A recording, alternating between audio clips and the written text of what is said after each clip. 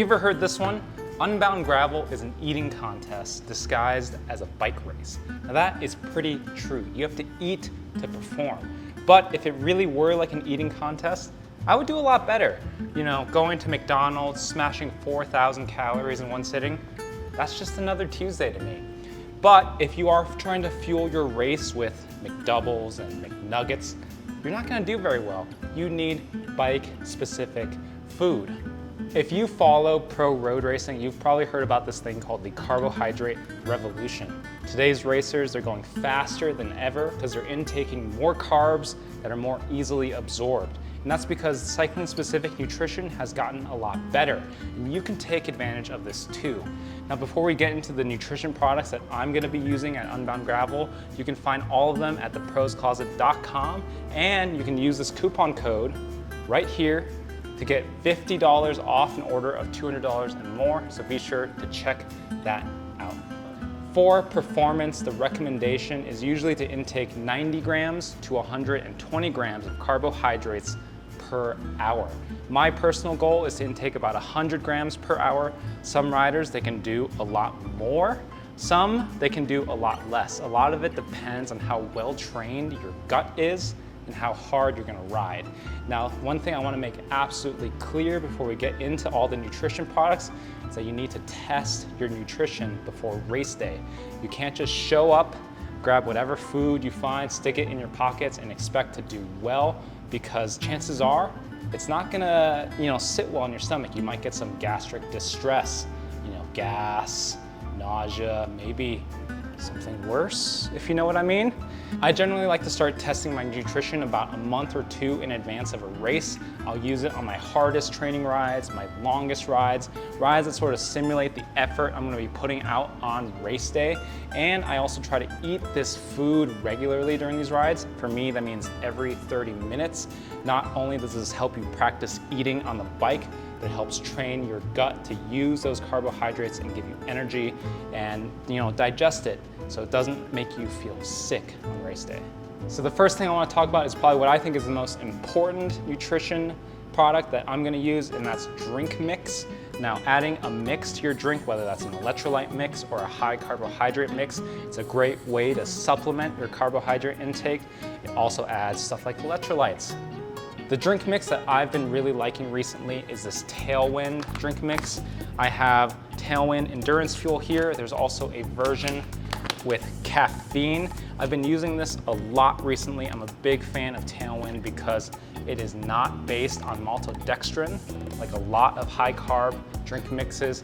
I've been finding that if I intake too much maltodextrin, I get really gassy late in the races and feel really uncomfortable. And because a lot of the gels I take use maltodextrin, I try to limit the amount I have in my drinks. So stuff like Goo Roctane, which is really popular. I used that for a long time, but I had to switch away from it because it was making me so gassy.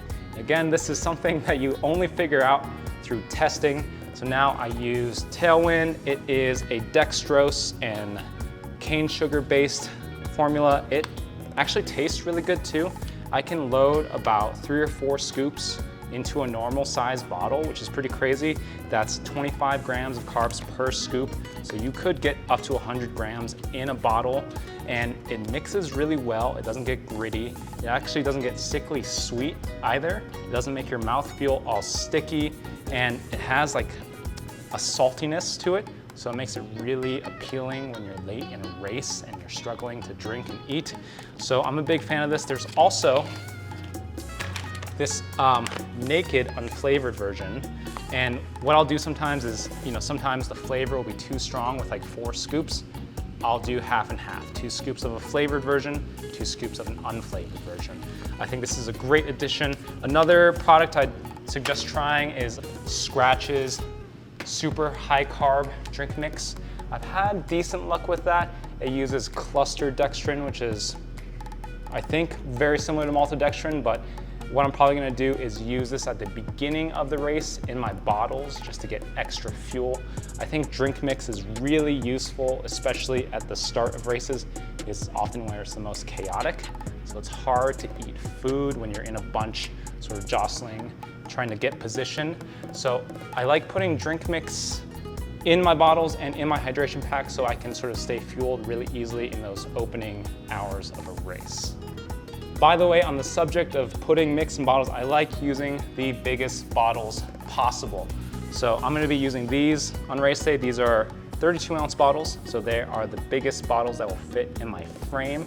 I really suggest trying to find a bottle that will fit in your frame that's as big as possible. I also really like these Camelback Podium insulated bottles. These are a great option if you like keeping your drink really cold. But since these ones are bigger, this is what I'm gonna actually use. And one thing I wanna mention about bottles too is you wanna make sure your bottle cages are tight enough so you don't eject your bottle at some point in the race.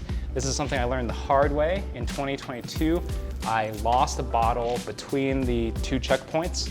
So that had like my hydration and carb mix in it, and it was gone, and I ended up being really underfueled. Luckily, I came across a guy who was dropping out and he gave me his bottle of carb mix and totally saved my race. These days, I run an old school tubular cage that you can bend and make really tight so you don't lose any bottles. Just something to keep in mind. The worst thing that can happen is losing your nutrition in the middle of the race. After drink mix, the easiest form of carbohydrate to intake is gels. I've got a nice charcuterie. Did I say that right? I've got a nice charcuterie platter here of my favorite gels. We have Goos, the classic. We have Honey Stinger gels, which are a great alternative gel if you, like me, get gassy from maltodextrin. And we also have this new product here that we're carrying. This is called Carbs. That is the brand right there. This, you can see, is much larger than a standard goo gel, and that's because it has twice the amount of carbs in a single gel. There's 50 grams of carbohydrate, just over 20 grams in this one. So, and this one, it's about $2 per gel, so this is probably the most carbs per dollar of any gel on the market, not counting like homemade gels.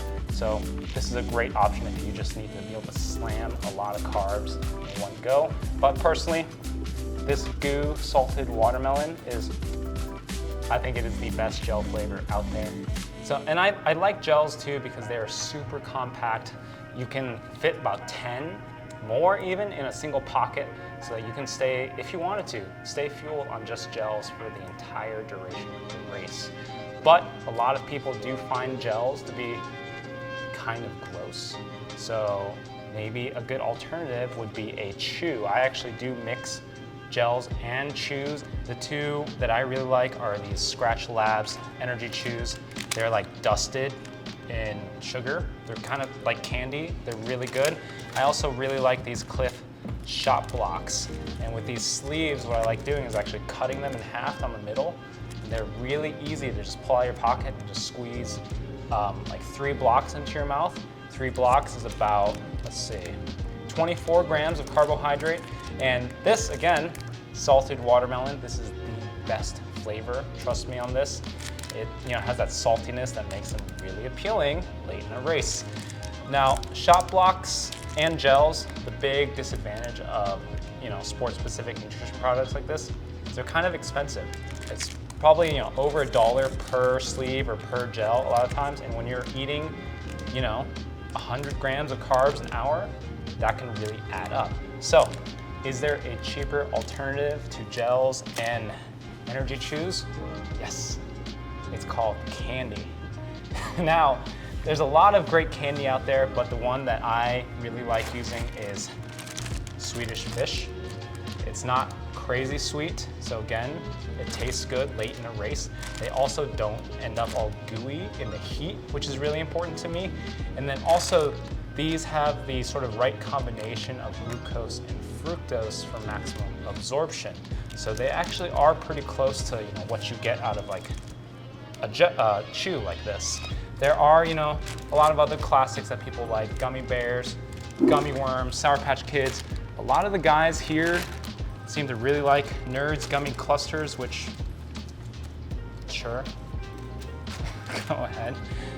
The big downside with normal candy for me is if it's in the house, I'm gonna eat it, which is not good for my diet. So I actually tend to like buying sport-specific gels and chews because I save those for only eating on the bike. Beyond drink mix gels, gummies, chews, candy. I really like to carry like one other carb source, and that's real food. And my preference is Rice Krispie treats. Homemade Rice Krispie treats are absolutely excellent, but also store-bought ones. They're totally fine. They're really affordable and they're really light. They don't weigh anything. They do take up a little bit of space and they don't have that much carbohydrate for the amount of space they take up. It's 17 grams, but when I was a kid, this was my favorite snack. So it is a bit of a comfort food to me. It's easy to eat and digest late in a race. My favorite thing to do is to smash a gel and then eat a Rice Krispie just to feel like there's something like in my stomach. It keeps me from feeling like ill. But you know, other things that people might like carrying, these Stroop waffles, super popular. Honey Stinger makes them, or we carry this Waffles brand. And also just bars. You know, I'm a big fan of these Bobo's PB&J bars. I think these taste really good, but I mean, any sort of bar would be a great solid food option. Clif bars, granola bars. Otherwise, at the checkpoints, there's gonna be 2 checkpoints in Unbound Gravel. I'm gonna have my support crew, you know, they're gonna have real food ready for me to eat when I stop. Stuff like bananas, maybe sandwiches, maybe rice cakes. You really kind of don't know what you're gonna want, you know, in the middle of a race, depending on how you feel. So it's good to have like a variety of options to choose from. For me though, one thing that I always want is Doritos, like Rice Krispies. They're like a childhood comfort food for me. And I plan to eat an entire bag of Doritos over the course of the race, half at checkpoint 1, half at checkpoint 2. The other thing I really like having at checkpoints is Coke. And I really suggest getting, you know, the fancy, we call them Mexican Cokes here in the US. But if you don't know, these use real sugar, whereas the can and plastic bottle Cokes, they use high fructose corn syrup. The real sugar is a lot more absorbable immediately during a race, but also my other secret weapon is the old Red Bull. And I save this for the second checkpoint when I'm probably gonna be feeling pretty wasted. It's, to me, kind of like magic, you know. I don't want to drink coffee, but I do want like a hit of caffeine to get me going. Red Bull is my favorite, and this is something I really suggest you test before doing it in a race, because who knows how this will work out for you. For me, on a lot of my long endurance rides, you know, around the 80-mile mark, I like getting a Red Bull from a gas station or something. So it's something I know works really well for me. And then one more thing that I will be carrying on my bike is these SaltStick electrolyte fast chews. Now, this is mainly for if the conditions are really, really hot. I know I tend to suffer in the heat. At Steamboat Gravel last year, I really started cramping really badly when the heat got above like 90 degrees Fahrenheit. And these SaltStick fast chews are gonna be sort of in my top 2 bag just in case I need some extra electrolytes and I feel like, oh, I might cramp or something. This is what I plan to take to hopefully help out.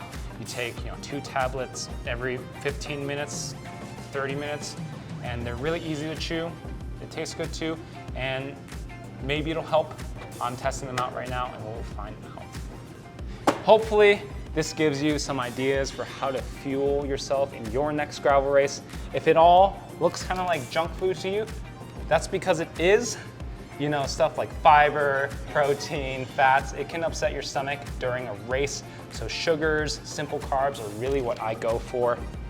Now, off the bike, I do try to keep my diet really clean. I don't really go to McDonald's anymore. I'm trying to get things tightened up behind this apron so I can fit into some super tight jerseys. And that's what we're gonna be talking about next time is my riding kit for Unbound Gravel. So hopefully I see you there. Don't forget to like, subscribe. I'll see you next time.